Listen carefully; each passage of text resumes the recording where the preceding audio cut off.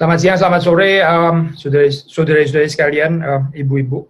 Kita hari ini temanya adalah tentang Priscilla ya. Jadi kita ini di dalam seri wanita-wanita di dalam Alkitab yang dipakai Tuhan, yang diberkati Tuhan, yang dari padanya kita juga bisa belajar. Dan hari ini kita membahas tentang Priscilla ya, satu tokoh yang mungkin nggak sepopuler seperti Ruth, Esther atau Sarah dan sebagainya. Tulisan juga memang nggak terlalu banyak sih di dalam Alkitab ya, tapi kita bisa mempelajari pekerjaan Tuhan yang dinyatakan juga melalui Priscilla ini ya, khususnya di dalam kaitannya dengan Rasul Paulus. Kalau sudah search misalnya di LAI kita ya, itu ada beberapa ayat yang muncul. Nah ini tentu saja tergantung apa pilihan naskah juga gitu ya, pilihan naskah yang mana yang dipakai gitu. Tapi kalau saya search di LAI itu ketemu 4 tempat di Kisah Para Rasul, which is yang paling utama memang kita akan bicarakan di Kisah Para Rasul ya. Lalu ada Roma 16 ayat 3 ya. Lalu juga 1 Korintus 16 ayat 19 ya. Tapi kalau sudah search misalnya di ESV ya, English Standard Version, itu yang muncul hanya di Kisah Para Rasul dan Roma 16 ya. Yang 1 Korintus 16 nggak muncul. Anyway, saya baca saja yang 1 Korintus 16 ya. Nanti kita baca terutama yang di dalam Kisah Para Rasul tuh ya. Saya baca dulu 1 Korintus 16. Salam kepadamu dari jemaat-jemaat di Asia Kecil. Aquila, Priscilla dan jemaat di rumah mereka menyampaikan berlimpah-limpah salam kepadamu. Ya. Ayat ini sepertinya kecil ya, sederhana ya. Tapi kalau sudah membaca dari keterangan di sini ya, ini simple yang kita bisa belajar, yaitu ini adalah Aquila ya, ini suaminya Priscilla, ini istrinya adalah orang yang, karena di sini ditulis jemaat di rumah mereka, jadi kita tahu mereka membuka ini ya, membuka tempat mereka, rumah mereka itu untuk dipakai di dalam kehidupan pertemuan jemaat ya. Jadi salah satu virtue atau kebajikan yang penting di dalam saat-saat yang sulit ya, seperti pada saat itu adalah ini hospitality ya. Ini yang pertama yang kita bisa belajar ya, hospitality. Hospitality itu maksudnya bukan cuma sekedar keramah tamahan ya, itu satu hal gitu. Tapi juga membuka rumah ya, membuka rumah. Jadi ini bukan cuma sekedar membuka rumah, membuka rumah dengan ada resiko ya sebetulnya gitu. Kalau saudara membaca misalnya ini ya, saya baca di dalam Roma 16 ayat 3 ya, Roma 16 ayat 3, sampaikan salam kepada Priscilla dan Aquila, teman-teman sekerjaku dalam Kristus Yesus. Mereka telah mempertaruhkan nyawanya untuk hidupku. Paulus ya maksudnya ya. Kepada mereka bukan aku saja yang berterima kasih, tapi juga semua jemaat bukan Yahudi. Ya. Jadi sudah melihat di sini ini hospitality mereka ini juga adalah hospitality yang memang betul-betul terbuka gitu ya dalam hal ini. Mereka sangat inklusif dan mereka mempertaruhkan nyawanya. Maksudnya ini resikonya bukan resiko yang kecil. Saya pikir kita bisa belajar ya di dalam saat-saat seperti ini ya. Ya konteksnya kita masih belum banyak berubah sih di dalam keadaan seperti ini ya. COVID nggak kunjung pulih keadaannya gitu. Apa ya kira-kira yang Tuhan mau kita belajar gitu. Salah satunya ya ini ya, belajar bagaimana menjadi hospitable gitu dalam kehidupan kita. Gitu. Hospitable justru di dalam satu keadaan di mana kita dalam keadaan yang ya ada resiko memang gitu ya. Seperti kayak di dalam ini ya, zamannya Priscilla dan Aquila menjadi hospitable, itu juga ada resikonya, bukan nggak ada resikonya. Dan Paulus mencatat di dalam Roma 16 ini ya, mereka itu mempertaruhkan nyawanya ya. Jadi sudah melihat di sini ya, ada justru ini ya, saya membuat kekristenan itu menarik gitu, karena di dalam saat-saat krisis itu jadi tersingkap ya perbedaannya gitu. Ini saya biasanya kita ini ilustrasi saja ya. Kita naik naik pesawat ya, kemana saja itu kan banyak pilihan gitu ya, dari yang budget airlines ataupun yang ya katakanlah yang bukan budget airlines, tapi yang bukan budget airlines pun kan juga bisa ada pilihan gitu ya. Kalau yang budget airlines dibanding sama yang bukan budget airlines, ya itu langsung kelihatan lah gitu ya, apa itu service-nya itu langsung kelihatan. Tapi yang nggak budget airlines ya, nggak budget airlines sebetulnya mirip-mirip ya saya service-nya itu. Sampai kapan saya? Sampai ada persoalan gitu, sampai ada krisis ya, sampai ada gunung meletus gitu misalnya. Nah baru kelihatan itu saya mana yang betul-betul airlines yang bagus, mana yang airlines meskipun bukan budget airlines tapi service-nya nggak sebagus daripada yang lain gitu. Saya mau ngomong apa sih? Saya mau ngomong di dalam saat krisis itu sebetulnya terjadi penyingkapan ya. Ini sekali lagi ya, ini beberapa minggu terakhir ini kan kita bahas aspek ini ya. Apokaliptik ya, apokaliptik. Apa sih artinya sih? Yaitu menyingkapkan gitu ya, menyingkapkan.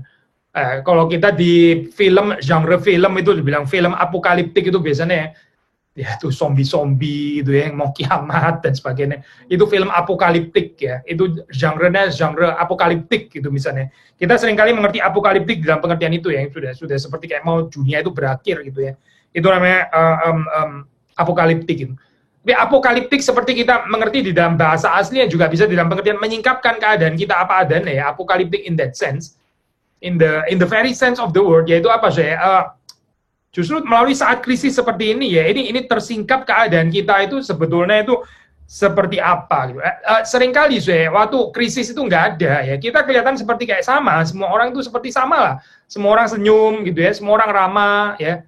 Tapi begitu ada krisis ya, kayak tadi itu ilustrasi airlines itu tadi ya, langsung kelihatan airlines mana yang sediain hotel, airlines yang mana ya lu tidur aja lah di airport. Kenapa sih ini nggak bisa tunggu di airport aja gitu misalnya, nggak disediain kamar, langsung kelihatan saya semuanya gitu.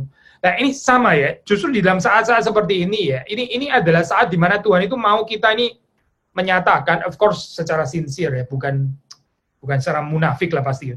Lagian dalam saat-saat seperti ini mau munafik bagaimana, saya nggak bisa munafik kali ya. Di dalam saat krisis itu justru menyingkapkan ya keadaan kita itu sebetulnya seperti apa. Dan yang kita bisa belajar daripada Priscilla dan Aquila, ini mereka juga mengalami krisis ya di dalam kehidupannya. Nanti kita baca ya di dalam apa itu ada konteks ini Claudius Edict ya, Claudius Edict di mana the Jews, orang-orang Yahudi itu diusir keluar daripada kota Roma ya. Nah, ini ada krisis seperti itu ya. Terus kemudian bagaimana orang Kristen itu menyatakan apa yang selama ini mereka percaya gitu. Hospitality ini saya being hospitable ini penting ya. Banyak orang di dalam saat-saat seperti ini ketakutan saya. Ketakutan dalam arti ya lu jangan ketemu gua lah gitu ya. Kamu jangan ketemu saya gitu. Nanti saya ketularan kamu gitu ya. Kalau ngomong kamu jangan ketemu saya, nanti saya tularin kamu. Sudah agak lain ya saya kalimatnya gitu. Tapi orang pikir sendiri gitu. Orang pikir rumahnya sendiri. Orang pikir sudahlah jangan datang ke rumah saya gitu. Ini kamu mesti ngerti kalau sekarang saya nggak buka, nggak terima tamu tuh, kamu mesti ngerti. Kenapa ya? Karena nanti saya ketularan gitu. Nanti ada virus masuk ke rumah saya bagaimana? Padahal saya sudah jaga setengah mati, disinfektan dan sebagainya. Ada orang masuk dan sebagainya. Ini nggak ini ya, nggak menyenangkan seperti ini. Justru saya di dalam saat-saat seperti ini ya, bagaimana kita itu boleh menyatakan bahwa kita tetap terbuka ya.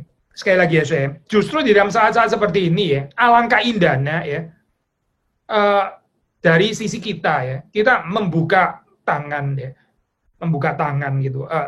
Dari sisi kita juga kita nggak mau menulari orang lain. Saudara mengerti maksudnya ya?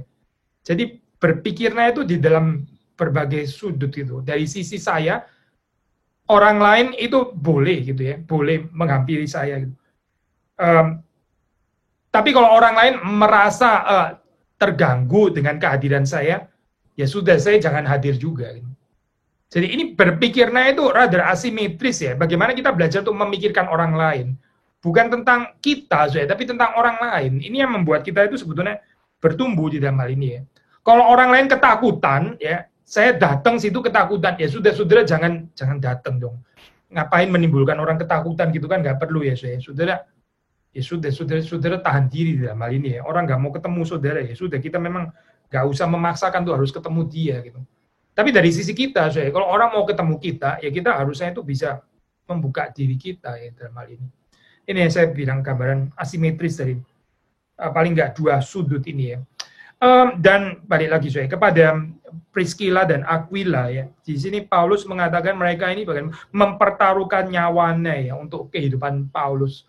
Mereka membuka ya rumahnya untuk dijadikan tempat pertemuan jemaat seperti ini. Ini bukan cuma sekedar model persekutuan wilayah biasa gitu ya. Ya udahlah kan sekali-sekali di rumah saya juga oke gitu ya. Lebih daripada itu sebetulnya gitu. Karena ini bukan sesuatu yang nggak ada resikonya.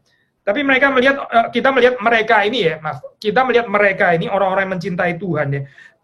Paulus sampai bahkan menyebut ini ya, mereka teman-teman sekerjaku dalam Kristus Yesus. Ya. Fellow workers, mereka ini adalah teman-teman sekerjaku dalam Kristus Yesus. Ya. Kalau Barnabas disebut teman sekerja itu kita nggak heran ya, Silas teman sekerja. Tapi ini Priscilla dan Aquila, siapa ini mereka gitu. Tapi Paulus menyebut mereka ini sebagai teman-teman sekerja. Bahkan dia mengatakan mereka ini mempertaruhkan nyawanya untuk hidupku. Paulus berterima kasih ya. Tapi bukan cuma dia saja yang berterima kasih, tapi juga semua jemaat yang bukan Yahudi ya. Cinta kasihnya itu begitu luas gitu, sampai orang-orang yang bukan Yahudi pun juga bisa merasakan cinta kasih mereka yang inklusif itu ya. Justru di dalam saat-saat krisis seperti ini sudah dinyatakan ya. Apa sekali lagi ya? Virtue of hospitality ya, being hospitable ya. Membuka kehidupan kita ya, orang lain itu bisa masuk di dalam kehidupan kita. Ini sesuatu yang indah sudah di dalam kekristenan. Nah, sekarang kita mau masuk di dalam Kisah Para Rasul ya. Tadi kita sudah baca Roma dan 1 Korintus. Di dalam Kisah Para Rasul itu konsentrasinya pada pasal yang ke-18 ya. Kalau sudah membaca, jadi ada ayat 2, 18, 19, 26 ya. Ayat 2, 18, 19, 26. Saya baca ayat 2 terlebih dahulu ya. Atau dari ayat 1 lagi ya. Ayat 1 terlebih dahulu ya. Kisah Para Rasul 18 ayat 1. Kemudian Paulus meninggalkan Athena lalu pergi ke Korintus. Di Korintus ia berjumpa dengan seorang Yahudi bernama Aquila yang berasal dari Pontus.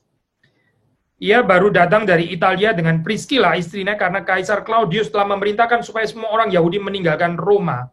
Ya ini the so-called Claudius Edict ya, kita sudah pernah khotbahkan ya di dalam ini beberapa surat Paulus ini ya, khususnya surat Roma ya. Claudius Edict ini sangat penting saya di dalam histori, bahkan kalau kita mau mengerti surat Roma ya, kita mesti mengerti latar belakang ini ya. Claudius Edict ini di mana di situ diperintahkan semua orang Yahudi itu meninggalkan Roma. Kita membaca di bagian atas itu Aquila itu adalah seorang Yahudi. Tadi kita membaca di dalam bagian Alkitab yang sebelumnya dikatakan orang-orang yang bukan Yahudi pun mendapatkan berkat dari pelayanan mereka ya. Jadi saudara melihat ini gambaran seseorang satu couple ya, Aquila dan Priscilla yang bukan hanya membuka diri hanya bagi orang-orang Yahudi saja sebagai orang Yahudi, terbuka hanya kepada orang Yahudi, tapi dia juga bisa terbuka kepada orang-orang yang non-Yahudi. Sampai di dalam ayat yang tadi sebelumnya kita baca, mereka pun juga mendapatkan berkat daripada hospitality mereka. Nah, sudah membaca di sini ya, ini di Kisah Para Rasul ini pertama kalinya di sini dicatat di Korintus itu Paulus berjumpa dengan Aquila dan Priscilla ya. Again di dalam situasi yang krisis karena ada Claudius Edict tahun 49 itu ya, pengusiran daripada semua orang Yahudi dari kota Roma. Dan Paulus singgah ke rumah mereka. Lagi-lagi saudara melihat di sini ya. Tadi dalam ayat sebelumnya kan bicara tentang hospitality ya. Maksudnya jemaat itu, rumah mereka itu jadi pertemuan jemaat. Jadi di sini kalau saudara membaca di dalam gambaran awal ceritanya itu di dalam Kisah Para Rasul, mereka membuka rumah mereka bagi Paulus. Paulus singgah ke rumah mereka. Ada ini ya, ada apa ini ya? Kesetiaan di dalam hal yang sederhana. Ya akhirnya Tuhan percayakan lebih besar. Gitu. Ini prinsip firman Tuhan kan ya. Saya percaya, kalau mereka nggak membuka rumah mereka untuk Paulus ya, bagaimana mereka bisa rumahnya itu dipakai untuk pekerjaan Tuhan gitu. Lah buka rumah untuk satu orang aja susah gitu. Bagaimana ini rumah bisa dipakai untuk jadi pekerjaan Tuhan. Kita kadang-kadang di dalam kehidupan kita maunya lompat ya kepada ini ya, perkara-perkara yang lebih besar. Tapi hal-hal yang sederhana, yang kelihatan kecil, yang sepele itu kita nggak setia mengerjakan. Di dalam ketidaksetiaan kita terhadap hal-hal yang kecil, akhirnya yang kecil-kecil juga numpuk, makin lama makin besar, waktu itu menjadi besar, akhirnya kita juga nggak bisa setia juga di dalam hal yang besar itu. Atau mungkin kita kepingin sekali gitu ya, berbagian dalam hal yang besar, yang lebih besar dan sebagainya. Tapi semua hal yang besar ya dimulai daripada hal yang kecil. Nah, saudara melihat di sini ya, hospitality mereka ini juga terbukti di sini. Saudara membaca di situ ya, Paulus itu singgah ke rumah mereka. Dan ini bukan tanpa resiko ya, ada Claudius Edict ya, Kaisar Claudius yang memerintahkan semua orang Yahudi meninggalkan kota Roma ya. Jadi Paulus singgah ke rumah mereka. Karena mereka melakukan pekerjaan yang sama, ya tinggal bersama-sama dengan mereka ya. Paulus tinggal bersama-sama dengan mereka. Kelihatan seperti sederhana ya, saya. Tapi ini virtue yang penting sekali ya, again ya. Hospitality ya. Kapan khususnya di dalam saat krisis. Waktu saat nggak krisis ya, itu virtue hospitality ya, nggak terlalu diperlukan bagaimana gitu, karena nggak ada orang perlu menumpang juga kali ya. Kalau dalam konteks jemaat mula-mula ya, itu virtue hospitality itu penting sekali karena apa ya? Karena ada penganiayaan ya. Ada penganiayaan, maka siapa buka rumahnya ya untuk orang lain yang dikejar-kejar, itu so meaningful jadi dalam hal ini gitu ya. Tapi kalau nggak ada penganiayaan, nggak ada orang dikejar-kejar, semua orang buka pintu rumah, ya oke lah, buka pintu rumah ya boleh aja gitu ya. Buka pintu rumah, tapi mungkin juga nggak terlalu bukan nggak meaningful ya, tapi apa ya? Ya nggak ada dampak terlalu besar gitu ya. Memang mungkin orang juga nggak mau mampir juga kan ya di dalam rumah kita gitu. Kenapa orang mesti mampir rumah kita? Nggak ada kebutuhan juga gitu. Tapi di dalam saat seperti ini ya, ada Claudius Edict, ada pengusiran, ada penganiayaan dan sebagainya, tapi kemudian ada orang yang membuka rumahnya ya, itu sangat meaningful ya, saya gambaran seperti ini. Ya, Paulus tadi sampai menyebut ini, mereka itu di dalam bahasa Indonesia tadi ya, mereka itu mempertaruhkan nyawanya ya untuk Paulus. Nah, mereka di sini dikatakan melakukan pekerjaan yang sama ya. Ya kalau kita baca di komentari itu, di situ dikatakan mungkin mereka ini supply leather ya. Paulus kan bikin kemah ya, jadi mereka ini juga ada urusannya dengan produksi kemah itu ya. Kemungkinan mereka itu supply ini bahan yaitu leather, kulit gitu ya. Mungkin jadi ada kesamaan juga di sini di dalam hal ini ya. Di sini kan dicatat mereka melakukan pekerjaan yang sama, ya tinggal bersama-sama dengan mereka. Mereka bekerja bersama-sama karena mereka sama-sama tukang kemah ya, sama-sama tukang kemah. Sudah tahu Paulus ya, supaya dia nggak membebani kehidupan jemaat ya, khususnya jemaat yang miskin ya. Dia bekerja sendiri ya, dia supaya dia nggak membebani jemaat yang miskin yang nggak bisa memberikan persembahan karena mereka sendiri struggle di dalam kehidupan mereka. Jadi Paulus membuat kemah, dan ini Aquila dan Priscilla ini likely juga kehidupan dan pekerjaannya ada kaitan dengan ini ya, dengan pekerjaan kemah itu. Setiap hari Sabat Paulus berbicara dalam rumah ibadat dan berusaha meyakinkan orang-orang Yahudi dan orang-orang Yunani. Ya, pekerjaannya Paulus ini bukan tanpa dukungan ya, bukan tanpa hospitality daripada Priscilla dan Aquila itu tadi ya. Jadi saudara melihat di sini pekerjaan Tuhan ya, memang saudara membaca dalam Kisah Para Rasul sangat nyata ya di dalam kehidupan Paulus itu. Paulus orang yang sangat dipakai Tuhan ya. Tapi kadang-kadang kita lupa ya, lupa menghargai orang-orang yang di sekitarnya itu sebetulnya yang mendukung gitu ya. Paulus bukan bekerja sendiri, tapi ada orang-orang yang juga di sekitarnya gitu ya, juga berbagian di dalam pekerjaan Tuhan. Dan ini konsep yang penting ya, saya dicatat juga di dalam Kisah Para Rasul ya.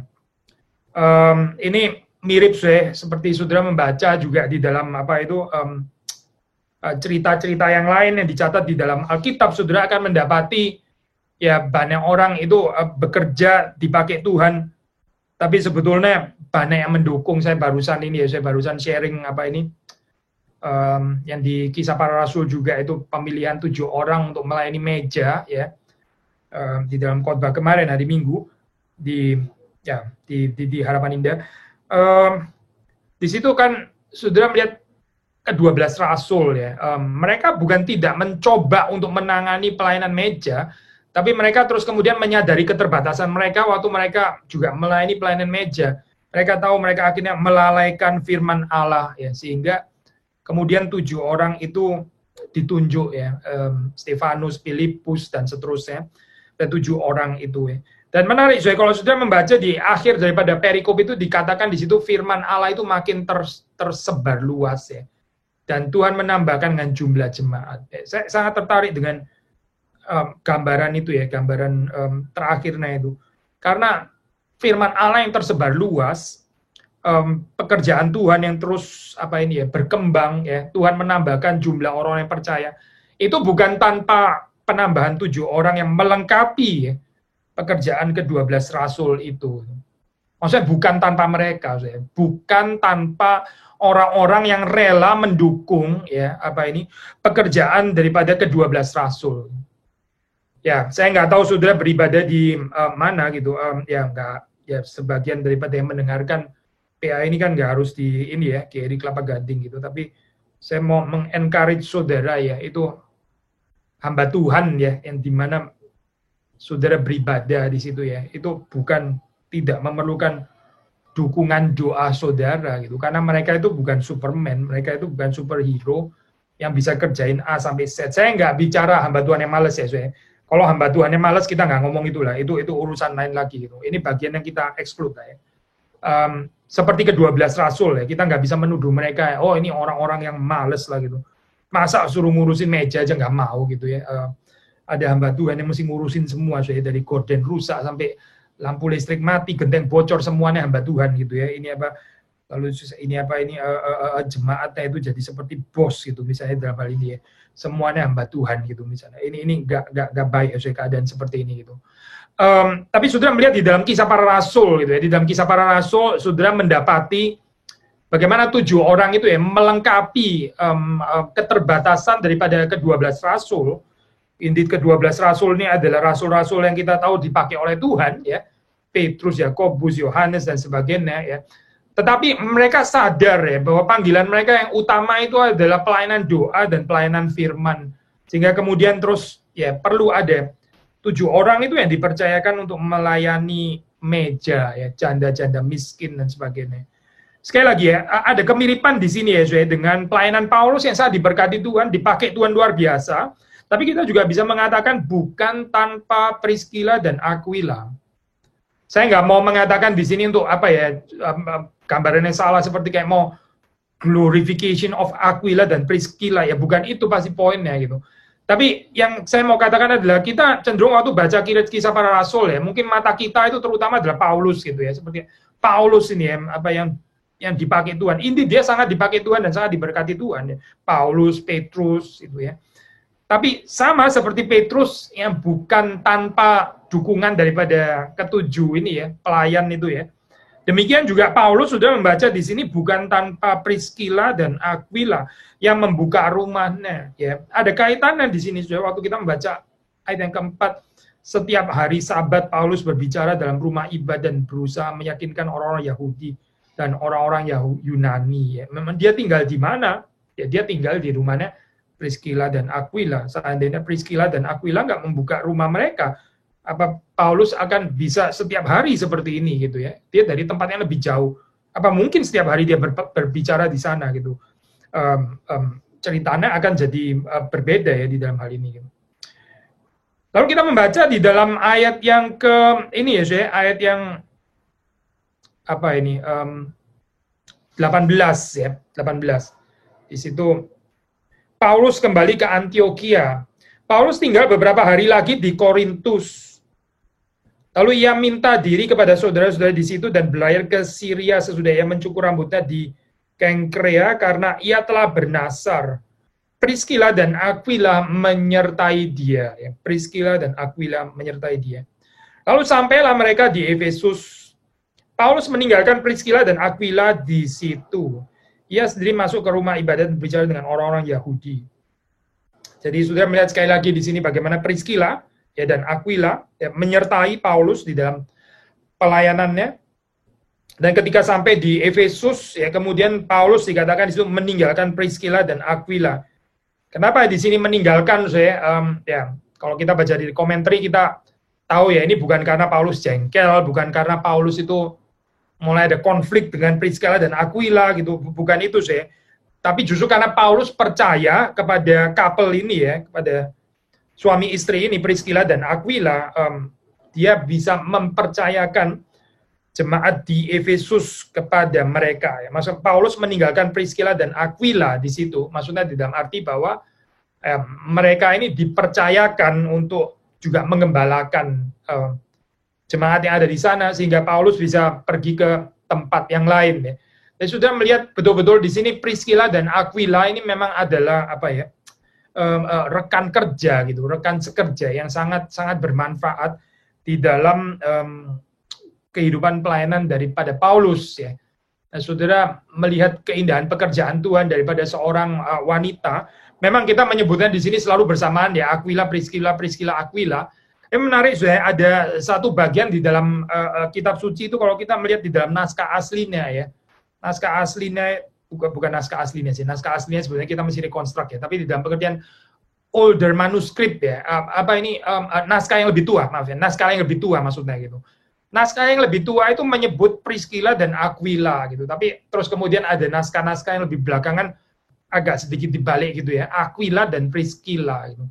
Ya biasanya yang lebih ya meskipun ini nggak mutlak 100%, tapi biasanya kalau kita merekonstruk kira-kira lebih dekat dengan naskah asli itu yang mana ya, yang harusnya yang lebih tua dalam hal ini ya, yang lebih tua Priscilla dan Aquila. Lalu terus kemudian yang lebih muda itu Aquila dan Priscilla itu likely dirubah gitu ya. Ini sangat-sangat bisa dijelaskan gitu ya, bahwa yang lebih asli likely yang Priscilla dan Aquila gitu. Kenapa? Ya karena di dalam katakanlah budaya patriarkal ya, untuk nggak menimbulkan salah mengerti. Ya, jadi Priscilla dan Aquila, terus kemudian dibalik menjadi Aquila dan Priscilla gitu. Padahal sebetulnya di dalam naskah yang lebih tua itu yang disebut adalah Priscilla. Dan kalau kita terima tafsiran ini ya, maksudnya apa sih? Ini Priscilla ini kita bisa mengatakan ini orang yang talented pasti gitu. Sampai disebut dulu namanya ya, belum Aquila, sudah mengerti kan maksudnya ya. Suami istri itu disebut apa ini ya, yang perempuan dulu ya, kita kira-kira tahu lah ini yang perempuan nggak harus selalu lebih dominan sih ya, ya bisa juga sih seperti itu, tapi bisa dalam artian memang lebih populer seperti ini ya gitu, yang ini yang apa ini yang perempuan ya, itu Robert Schumann ya, seorang komposer romantik itu apa, dia menikah dengan apa ini ya, Clara Wieck itu apa, dia menikah dengan Clara Wieck itu, Clara Wieck itu ya waktu di dalam zaman itu adalah pianis yang sangat accomplished gitu ya, sangat terkenal gitu, sehingga Schumann, sekarang sih kita lebih tahu Robert Schumann ya daripada Clara Schumann, daripada istrinya gitu. Tapi di dalam zamannya Schumann ya, itu Schumann itu selalu di mana-mana diperkenalkan, ini adalah Robert suaminya Clara gitu ya. Jadi ini adalah Robert suaminya Clara. Saudara-saudara, ini suaminya Clara, suaminya Clara gitu ya. Saya kadang-kadang juga pernah mengalami seperti ini, saya bukan istri saya ya, tapi di antara anak-anak gitu ya, di antara anak-anak terus diperkenalkan ya, ini papanya Pristine gitu ya. Ini nggak biasa sekali saya dengar kalimat itu. Saya pikir saya biasanya langsung disebut nama gitu, orang lumayan tahu lah saya siapa gitu ya. Tapi anak-anak nggak tahu, saya nggak cukup terkenal di kalangan anak-anak. Jadi waktu anak-anak ya juga ini papanya Pristine itu, saya berasa sedikit mengerti pergumulannya Schumann gitu ya, disebut sebagai ini adalah suaminya Clara gitu ya. Kok nggak disebut nama saya ya, disebut suaminya Clara gitu ya. Ini papanya Pristine gitu. Ya oke lah, memang benar sih gitu ya. Dan kayaknya di kalangan anak-anak ya, anak saya lebih terkenal daripada saya. Ya sudah, terima saja. Gitu. Balik lagi saya kepada cerita ini ya. Priscilla ini saya di dalam salah satu ayat itu variasi naskah yang lebih tua itu menyebut namanya duluan Priscilla dan Aquila. Misalnya di sini ya, saudara membaca ini Kisah Para Rasul 18 ini ya. Kan disebut Priscilla duluan di dalam LAI ya. Ini mengikuti naskah itu gitu. Karena ia telah bernasar, lalu kemudian Priscilla dan Aquila menyertai dia. Lukas menulis Priscilla dan Aquila menyertai dia. Ya, menarik saya. Berarti ini adalah seseorang yang saudara nggak usah tafsir inilah ya, apa negatif lah. Ini pasti perempuan dominan lah, ngatur suaminya atau apa ya, nggak bisa submit lah atau apa. Alkitab nggak pernah ngomong itu loh saya. Kalau Alkitab nggak pernah ngomong, kita jangan ngomong itu. Nggak ada gunanya ya berpikir negatif seperti ini ya. Tapi bahwa dia mempunyai kelebihan ya sampai dia disebut dulu daripada suaminya ya boleh saja, seperti kayak Robert Schumann itu bukan disebut dia tapi disebut istrinya dulu gitu ya. Memang kenyataannya pada saat itu Clara yang lebih populer daripada Robert gitu. Nah di sini saya waktu saudara membaca bagaimana kedua couple ini ya, Priscilla dan Aquila itu menyertai pelayanan Paulus, dan Paulus sampai bisa menyerahkan, mempercayakan pelayanan di Efesus itu ya kepada mereka ya. Berarti ini punya kualifikasi ya, pasti ini Priscilla dan Aquila ini punya kualifikasi. Tadi kita mengatakan waktu di dalam ya apa ini zaman Claudius mengeluarkan edik gitu, mereka sudah membuka rumahnya untuk Paulus ya. Dari surat yang lain kita bahkan membaca juga mereka membuka rumahnya itu untuk pertemuan jemaat. Sekali lagi tadi kita bilang bukan cuma sekedar persekutuan wilayah, tapi satu situasi yang sebetulnya sangat bahaya ya, keadaan seperti itu. Mungkin sedikit comparable sekarang dengan apa ya, seperti kayak mungkin gereja bawah tanah gitu di negara-negara yang menganiaya kekristenan, tapi dia buka rumahnya, itu kan sangat resiko ya saya ini apa itu membuka rumah di dalam keadaan yang seperti itu gitu. Jadi mereka adalah orang-orang yang betul-betul mencintai Tuhan, mereka mencintai pekerjaan Tuhan ya. Ini yang kita bisa baca di dalam kisah para rasul. Lalu ada bagian ya ini saya sedikit ya bagian ini ya, bagian yang bagian akhir ya, sebetulnya bagiannya juga cukup penting di dalam hal ini, yaitu kita membaca dari Kisah Para Rasul 18 ayat 26 ya. Ini adalah ayat yang terakhir ya di sini ya. Saya baca, kita baca dari sebelumnya ya, dari 24 deh. Ini LAI memberikan judul Apolos di Efesus ya. Apolos di Efesus. Saya baca Kisah Rasul 18 mulai dari ayat 24. Sementara itu datanglah ke Efesus seorang Yahudi bernama Apolos yang berasal dari Alexandria. Ia seorang yang fasih berbicara dan sangat mahir dalam soal-soal kitab suci.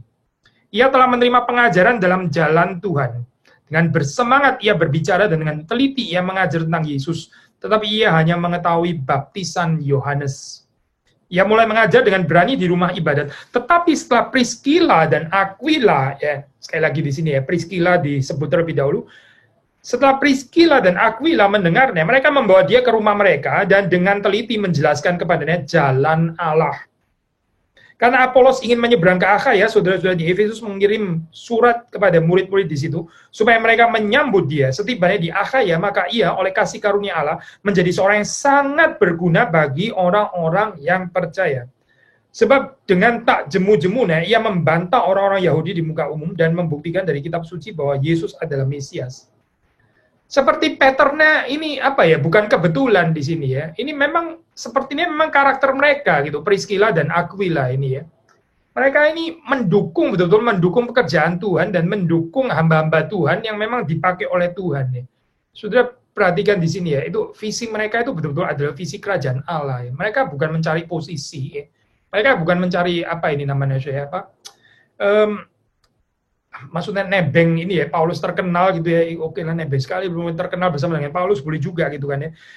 Tidak, kita nggak membaca itu di dalam Alkitab itu. Ini bukan orang-orang oportunistik, betul-betul adalah orang yang mengorbankan dirinya ya. Karena yang dilihat oleh mereka ya ini pekerjaan Tuhan yang luas itu gitu. Whether itu Paulus, whether itu Apolos, mereka sama di dalam hal ini ya. Mereka akan mendukung pekerjaan daripada orang-orang yang dipakai oleh Tuhan ya. Ini mirip ya dengan tadi yang kita baca ya, pelayanan itu Petrus ya, ke-12 rasul itu bukan tanpa 7 pelayan yang dipilih di situ ya, di dalam ini ya, apa urus janda-janda miskin itu ya, tadi kita sudah singgung. Demikian juga pelayanan Paulus tadi kita mengatakan bukan tanpa Priscilla dan Aquila, dan di sini Apolos ya, waktu saya membaca di dalam ayat 28 tadi ya, dikatakan ayat 27 dikatakan dia seorang yang sangat berguna bagi orang-orang yang percaya. Sebab dengan tak jemu-jemunya ia membantah orang Yahudi di muka umum dan membuktikan dari kitab suci bahwa Yesus adalah Mesias. Maksudnya Apolos ya. Apolos ya seperti ini ya. Again, bukan tanpa Priscilla dan Aquila gitu. Menarik ya saya kalau kita melihat keindahan pekerjaan Tuhan di dalam kerajaan Allah itu ya. Setiap orang itu ada bagiannya gitu. Ya Priscilla ya nggak akan terkenal Paulus, nggak perlu juga sih gitu. Nggak akan sepopuler Apolos. Dia juga nggak pernah cari itu ya, tapi dia ada bagiannya ya, yang kita melihat di dalam rajutan pekerjaan Tuhan itu ya. Apolos itu bisa seperti itu juga bukan karena bukan tanpa mereka ya. Mereka juga berbagian di dalam pelayanan Apolos, sebagaimana mereka juga berbagian di dalam pelayanan daripada Paulus. Nah ini kalau saudara mau kontraskan dengan sikap di jemaat Korintus ya, itu cukup jelas gitu ya. Kekanak-kanaan jemaat Korintus ya, saudara perhatikan gitu ya. Ada yang membela Paulus, ada yang membela Kefas, Petrus, ada yang membela Apolos, bikin grup-grup gitu ya, seperti kayak apa ini, pengikut-pengikut yang kekanak-kanaan gitu ya. Paulus sih ini ya nggak tertarik ya dengan narasi itu ya, dia juga nggak merasa sedang bersaing dengan Apolos. Tapi yang kita mau katakan adalah ini ya, kematangan daripada Priscilla dan Aquila ini begitu berbeda dengan kekanak-kanaan jemaat di Korintus gitu. Ya, sudah melihat di sini bahwa Priscilla ini dia bisa mendukung Paulus, tapi dia juga bisa mendukung Apolos juga gitu. Dia bukan apa ini ya hardcore fansnya Paulus gitu. Paulus pokoknya at all cost Paulus gitu ya, karena saya ini Paulinis gitu misalnya. Kalau Apolos ya sudahlah, kita doakan orang lain ada pengikutnya gitu ya, Apolos gitu ya. Tapi saya itu pokoknya cuma untuk Paulus gitu. Saya mati-matian semuanya untuk Paulus gitu ya. Itu kanak-kanak gitu. Itu bukan visi kerajaan Allah, itu visi anak-anak sebetulnya gitu ya. Nah, kalau saudara melihat model yang seperti itu justru adalah jemaat di Korintus ya. Jemaat di Korintus itu pokoknya saya Paulus gitu ya, yang lain ini saya Apolos gitu ya. Ini adalah fans daripada Apolos, yang ini fansnya Paulus gitu ya. Tapi kalau saudara membaca Priscilla ini matang, Priscilla ini adalah orang yang dewasa. Dia bukan berarti terus kemudian setelah melayani Paulus nggak mau lagi peduli dengan Apolos. Dia tahu Paulus dipakai Tuhan, tapi Apolos ini juga dipakai Tuhan, potensial juga. Dia bisa melihat ya orang-orang yang diberkati Tuhan, dan dia juga bisa melihat dengan jelas bahwa ini sebetulnya bisa dilengkapi dengan lebih lagi. Ini loh keberanian untuk melengkapi seseorang yang sebetulnya sudah dipakai Tuhan ya. Kalau sudah membaca di dalam Kisah Para Rasul 18 ini kan dikatakan kan apa ini ya, Apolos di dalam ayat 24, dia seorang yang fasih berbicara, sangat mahir dalam soal-soal kitab suci ya. Ini kan gambaran ini kan sebelum dibawa oleh Priscilla dan Aquila, itu Pak Apolos adalah seorang yang sudah sangat fasih berbicara, sangat mahir dalam soal-soal kitab suci. Saudara perhatikan deh, keadaan seperti ini ya, orang yang masih berani mengajar orang seperti ini perlu certain keberanian loh saya. Perlu certain keberanian. Sisi yang lain, Apolos juga perlu kerendahan hati ya, untuk bisa dilengkapi gitu, teologinya, pemahamannya, dan sebagainya. Tapi kalau Priscilla nggak inisiatif ya, Priscilla dan Aquila nggak berinisiatif mau menyatakan ini loh, kekurangan ada yang kamu belum mengerti, kamu bisa lebih sempurna lagi di dalam hal ini ya, mengerti tentang jalan Allah, tentang jalan Tuhan. Ya, mungkin Apolos nggak pernah menyadari gitu, ada yang masih dia perlu pelajari. Jadi sudah melihat ini ya, peran orang-orang seperti Priscilla ini ya, sangat penting sudah di dalam kerajaan Tuhan, di dalam kerajaan Allah. Jadi sumnya itu bukan hanya kepada Apolos dan Paulus atau Petrus gitu ya, terus kemudian kita cenderung untuk menghidupi narasi superhero gitu ya, superhero yang bisa masuk anggota Avengers di dalam Kisah Para Rasul ya, kayaknya cuma Paulus, Petrus, Stefanus gitu ya. Apolos mungkin masih bisa masuk, tapi Priscilla dan Aquila kayaknya nggak cocok lah ini ya, nggak cocok lah masuk jadi anggota Avengers gitu ya. Tapi kita bukan menyajikan narasi Avengers ya di dalam Alkitab, bukan gitu. Kita nggak diajak untuk membaca Kisah Para Rasul ini terus kemudian siapa sih orang pentingnya gitu ya. Lalu kemudian Aquila dan Priscilla ini orang nggak terlalu penting gitu ya, nggak sebesar Paulus dan sebagainya. Lukas nggak tertarik mencatat narasi pekerjaan Tuhan di dalam pengertian seperti itu. Lukas nggak tertarik itu. Dunia kita kali ya selalu menghadirkan dalam model-model seperti ini gitu ya. Siapa yang betul-betul powerful, yang paling yang paling besar dan sebagainya. Siapa yang rada disposable ya, boleh diganti, dia ada nggak ada doesn't matter lah gitu misalnya. Tapi Paulus itu harus selalu ada gitu misalnya. Kayaknya itu bukan narasi Injil, saya bukan gitu. Bukan di dalam narasi Injil yang kita percaya di dalam Alkitab. Tapi sudah melihat di sini ya, kedewasaan daripada Priscilla dan Aquila ya, yang nggak melihat satu kompetisi ya, antara Apolos dan Paulus itu. Bahkan dalam komentari ya, ini Delbog dia menulis Dia bilang dia kutip ini sih, dia kutip penulis yang lain ya, Trebilco, dia bilang seperti ini, saya kutip ya. Trebilco argues that local sources were also used and that the story is credible, being confirmed by affirmations of Apollos in Pauline passages. Ya.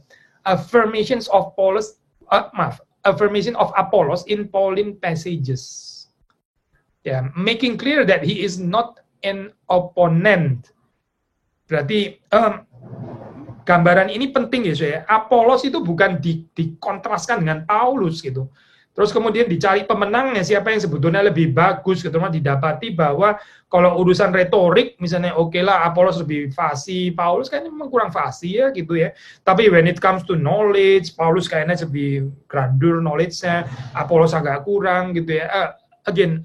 Alkitab nggak tertarik membicarakan itu gitu.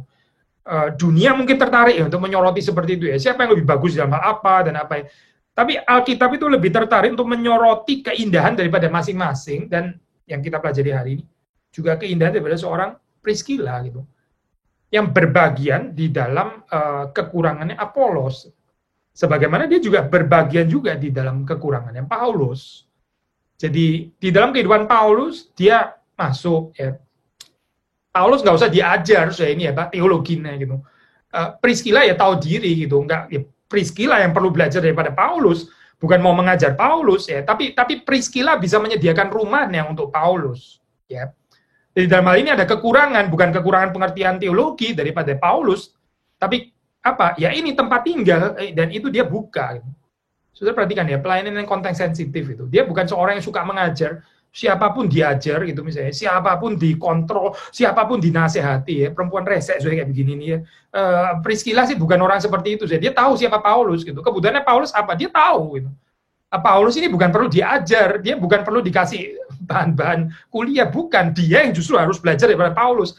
Tapi Paulus ini nggak ada rumah, lah dia buka rumahnya gitu ya dalam hal ini. Tapi when it comes to Apollos, sudah melihat ini Apollos, nah ini Apollos ini ada yang kurang ini di dalam pengertiannya. Maka Priscilla dan bersama dengan Aquila dia share ya, menyatakan ini ya, jalan Tuhan ya. Jalan Allah itu seperti apa ya? Karena waktu saudara membaca di sini ya,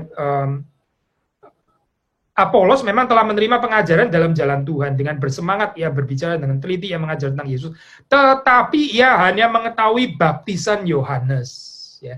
Apollos itu hanya mengetahui baptisan Yohanes. Jadi ini belum sempurna kan ya saya di dalam hal ini ya. Maksudnya teologinya ini dan yang menarik ya saya ini ya sudah bisa belajar dalam hal ini ya. Ada perbedaan ya saya. Orang yang sudah salah teologinya tapi tetap ngeyel, dikasih tahu pun tetap sengaja untuk memeluk kesalahan itu ya. Ya ini memang heretical di dalam hal ini ya. Dengan orang yang memang teologinya itu dia belum ada kesempatan belajar. Saudara mesti dengan peka ya bisa membedakan ini. Membedakan dua hal ini ya. Jangan semua orang yang teologinya kurang terus kita langsung label ini sesat lah, nggak ortodoks dan sebagainya. Mungkin memang kurang gitu. Tapi kalau kurang lalu apa? Gitu. Ya jadilah seperti Priscilla dan Aquila kan di sini ya, dengan sabar, dengan cinta kasih, dengan pengorbanan, mengajarkan kebenaran gitu, dan bukan membenarkan diri sendiri sebagai yang lebih lengkap teologinya atau lebih ortodoks atau apa gitu ya. Kayaknya bukan itu jadi di dalam ini ya, narasi Injil saudara membaca bukan itu gambarannya gitu. Darrell Box ya mengatakan di dalam komentarnya, dia bilang Apollos preaching itu ya bukannya inaccurate ya, bukan inaccurate tapi merely incomplete ya. Bukan nggak tepat, bukan nggak akurat, tapi nggak komplit ya. Jadi ini adalah satu teologi yang perlu diperluas lagi gitu ya. Kalau sudah membaca di sini apa itu, maka Priscilla dan Aquila waktu mendengar, ya mereka membawa dia ke rumah mereka dan dengan teliti menjelaskan kepadanya jalan Allah. Dengan teliti menjelaskan kepadanya jalan Allah ya. More accurately ya. Itu di dalam kata asli daripada ini ya, akribesteron ya, more accurately ya, mereka menjelaskan di dalam hal ini ya, memperlengkapi daripada pandangan daripada teologi Apollos ini ya. Mereka itu menjelaskan carefully, explain carefully di sini dalam terjemahan bahasa Indonesia ya. dengan teliti menjelaskan kepadanya jalan Allah, ya. Di dalam bahasa ini, di dalam bahasa aslinya itu ektithemi itu artinya bisa diterjemahkan menjadi ini juga ya, Pak, feel someone in on something, ya. Feel someone in on something. Jadi fill in ya. Ini kehidupan seseorang ini ya, ada yang kurang lengkap gitu ya. Terus kemudian mesti di fill in ya, mesti diisi bagian itu ya. Dengan sesuatu yang kurang tadi itu. Nah, ini yang dikerjakan oleh Priscilla dan Aquila terhadap Apolos ya. Alkitab sih nggak memberikan terlalu jelas ya di dalam hal apa gitu, ini apa kurang lengkap ya gitu ya. Tapi dicatat memang di sini Apolos hanya mengetahui apa ini baptisan Yohanes ya. Jadi saudara melihat di sini apa ya keindahan daripada seorang Priscilla ya bersama dengan Aquila. Mereka melengkapkan apa yang kurang pada diri Apolos, sebagaimana mereka juga melengkapkan apa yang kurang pada pelayanan Paulus di dalam hal ini ya, buka rumahnya itu tadi gitu ya. Apolos ya nggak dicatat di sini kebutuhannya bukan tentang membuka rumahnya gitu ya, nggak ada pembicaraan tentang itu gitu. Tapi mereka ini peka ya waktu melihat Apolos. Nah ini yang kurang yang bisa dilengkapi itu adalah ya ini ya pengertian teologinya. Indah ya saya kalau menjadi seorang perempuan yang seperti ini ya, sikapnya itu mau melengkapi. Dan saya mau balik lagi ini ya kepada natur ya, Hawa itu diciptakan kan menjadi penolong yang sepadan ya. Jadi penolong yang sepadan itu suitable helper. Berarti ini memang melengkapkan apa yang kurang pada Adam gitu. Adam itu ada certain lacking lah, terus kemudian dilengkapkan ya, oleh perempuan itu. Tapi saya mau tarik ini ya, apa prinsip ini lebih besar. Maksudnya di dalam pengertian begini saya, perempuan ya di dalam gambaran yang indah, kalau kita mengikuti ini ya Priscilla ini ya ini dia betul-betul jadi helper ya di sini ya. Dia benar-benar jadi seorang yang melengkapi gitu. Matanya itu peka melihat, oh bagian ini dia lihat, oh kurangnya ini saya bisa melengkapi dalam hal ini gitu. Bagian ini, oh kurangnya ini ya, kalau Apolos kurangnya ini, saya bisa melengkapi dalam bagian ini. Itu sesuatu yang indah saya. Lawan katanya adalah tentu saja ya orang yang insecure, iri gitu ya. Waktu lihat orang lain, kenapa dia lebih daripada saya? Nah ini nyebelin deh saya perempuan kayak begini nih. Kenapa kok dia ini ya lebih bahagia daripada saya kan? Insecurity gitu ya. Jadi bukan mau melengkapi, tapi kalau bisa tuh menjatuhkan gitu ya. Ini nggak bisa lebih kontras lagi. Yang satu ini hatinya luas, ya hatinya luas. Yang lain tuh hatinya sempit ya. Orang yang hatinya sempit itu ya begini saya nggak seneng ya lihat orang lain berhasil. Waktu lihat orang lain kurang, ya syukur deh. Bagus lah dia kurang gitu. Sudah bagus ya. Kalau bisa lebih kurang lagi gitu ya, supaya saya yang lebih kelihatan hebat dan sebagainya. Ini Kristen atau enggak sih orang seperti gini nih ya, hidupnya itu penuh dengan insecurity, iri hati gitu ya, kegelisahan dan sebagainya ya, nggak seperti perempuan yang anggun ya di dalam ini, seperti Priscilla gitu. Tapi Priscilla ini keanggunannya seperti saudara bisa melihat di situ, dia bisa melihat kekurangan daripada seseorang ya, dan dia mau berbagian di dalam kekurangan itu ya. Ini orang yang penuh sih, orang yang kalau pinjam bahasa Indonesia yang sering kali dipakai itu. Ini orang yang sudah selesai, sudah kelar dengan dirinya sendiri. Dia sudah beres dengan dirinya sendiri. Gitu. Dia nggak sedang mencari dirinya lagi, sudah selesai. Dirinya sudah ditemukan oleh Tuhan, gitu. Sudah komplit ini. Gitu. Jadi waktu dia berurusan dengan ini ya pelayanan, dia tahu panggilannya itu cuma satu, yaitu melengkapi orang-orang yang masih kurang. Ya, saudara perhatikan, dia bagaimana bisa berbagian dari pekerjaan Tuhan, melengkapi apa yang masih kurang. Ya. Jauh daripada satu keadaan di mana dia rasa insecure lah, iri lah, atau kok jadi kurang terkenal gitu misalnya, atau Paulus kok jadi lebih menghargai Silas ya sekarang daripada saya, ini orang-orang insecure kayak begini gitu ya.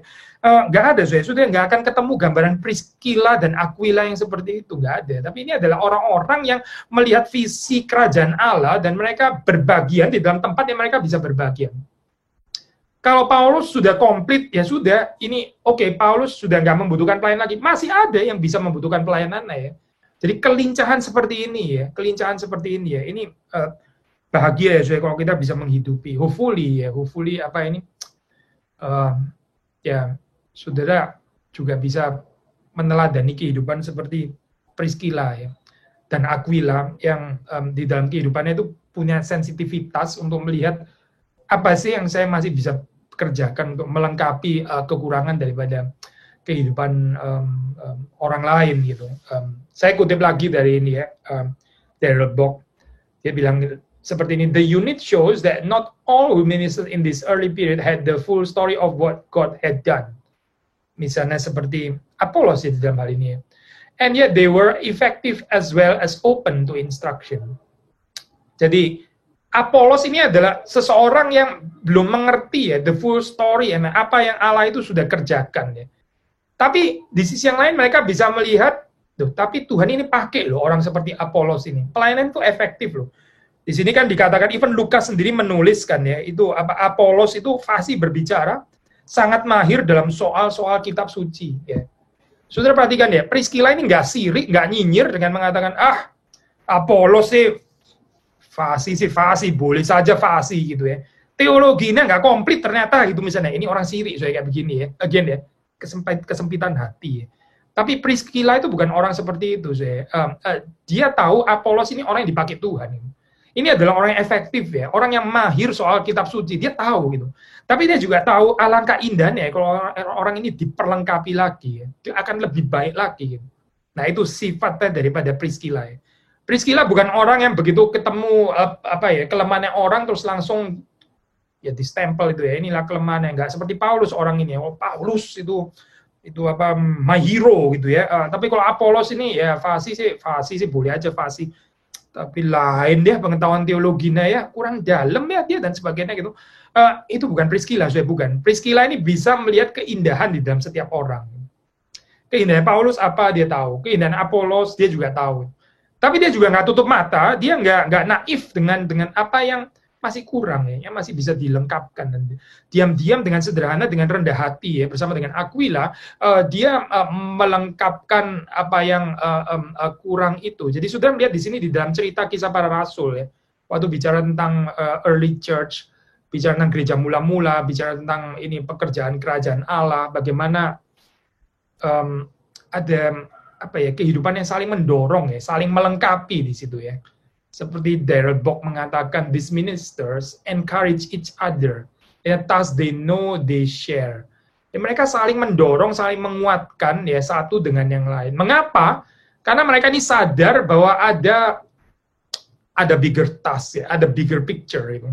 Ini loh visi kerajaan Allah itu yang lebih besar daripada masing-masing, lebih besar daripada Paulus, lebih besar daripada pribadi Apollos ya, dan juga lebih besar daripada Priscilla sendiri. Mereka tahu ya, yang dikerjakan ini adalah pekerjaan Tuhan lebih besar daripada pribadi-pribadi ini sendiri. Jadi sudah melihat nggak ada intrik-intrik yang nggak perlu gitu ya. Ini di gereja kadang-kadang kita lihat bisa ada intrik yang bikin capek luar biasa ya. Kenapa ya bisa seperti itu ya? Karena orang itu nggak melihat pekerjaan Tuhan lebih besar gitu. Akhirnya banyak tersinggungnya gitu ya. Tersinggung lah, apalah orang ini terlalu hitung-hitungan dengan pamornya sendiri dan sebagainya. Orang nggak mateng melayani di gereja gitu. Makanya di sini kita bisa belajar di dalam pemuritan yang sehat ya. Seharusnya kita belajar daripada karakter seorang seperti Priscilla gitu ya, seperti Priscilla. Nah, saya ingin menutup dengan kutipan daripada Darrell Bock sekali lagi ya, yang menurut saya beautiful. Dia bilang seperti ini, Apollos ministers even though he has more to learn. Apollos itu melayani ya, meskipun dia tahu ya dia masih belajar, tapi dia giat melayani. On the other hand, Priscilla and Aquila encourage him to grow even as they recognize that he is an effective minister. Sudah melihat ya keindahannya ya. Apollos itu dia nggak komplit sih, teologinya nggak komplit ya, tapi dia berjuang ya untuk kerajaan Allah. Dia tekun di dalam pelayanan dan dia dipakai Tuhan, dia diberkati Tuhan. Tapi dia tahu dia mesti belajar dan dia dengan rendah hati belajar daripada orang lain. Keindahannya Apollos ya. Keindahannya Priscilla yang menjadi tema kita hari ini ya. Dia tahu bahwa Apollos ini adalah pelayan Tuhan yang sangat efektif ya, yang dipakai Tuhan. Tapi terus kemudian mereka masih berani masuk ya dengan rendah hati ya. Mereka nggak minder ya. Dan mereka juga nggak iri, nggak insecure gitu. Dan mereka juga nggak berusaha untuk membanding-bandingkan Apollos dengan Paulus. Apollos sih memang hebat sih, tapi lu belum kenal yang namanya Paulus gitu ya, yang paling dekat dengan kita, yang pernah tinggal di rumahnya kita gitu. Oh lu kalau ketemu Paulus lu akan lebih heran lagi gitu. Paulus jauh lebih besar daripada orang ini ya. Itu anak-anak sudah kayak begini ya, anak-anak. Priscilla nggak berpikir seperti itu ya, tapi dia bagaimana juga berbagian ya di dalam kehidupannya Apolos, karena Apolos meskipun dia adalah seorang minister pelayan yang sangat efektif dipakai Tuhan, tapi dia tahu ini masih bisa dilengkapi gitu ya, kita masih bisa berbagian di dalam kehidupannya gitu. Bagaimana supaya kehidupan pelayanannya lebih lagi dipakai oleh Tuhan. Jadi sudah melihat sini sosok seorang perempuan yang betul-betul memikirkan pekerjaan Tuhan ya, hatinya itu luas ya. Visinya itu bukan untuk dirinya sendiri ya. Ini bukan orang yang dikuasai oleh ego, bukan dikuasai oleh self consciousness gitu ya, all about her and her and her and her. Si Priscilla itu bukan saya. Ini adalah tentang not even about Paulus ya, bukan. Tapi ini adalah tentang Tuhan dan pekerjaannya. Harap kita bertumbuh saya di dalam kehidupan kita, ya bertumbuh seperti Priscilla ini ya, mempunyai hati yang sungguh-sungguh mencintai Tuhan dan melihat pekerjaan Tuhan yang lebih besar ini ya, mengeluarkan kita daripada keadaan yang suka self pity atau mungkin insecure, iri hati, nggak seneng sama orang lain lah, dan seterusnya, kekanak-kanakan yang nggak ada perlunya ini ya. Kiranya Tuhan menolong kita dan memberkati kita sekalian ya.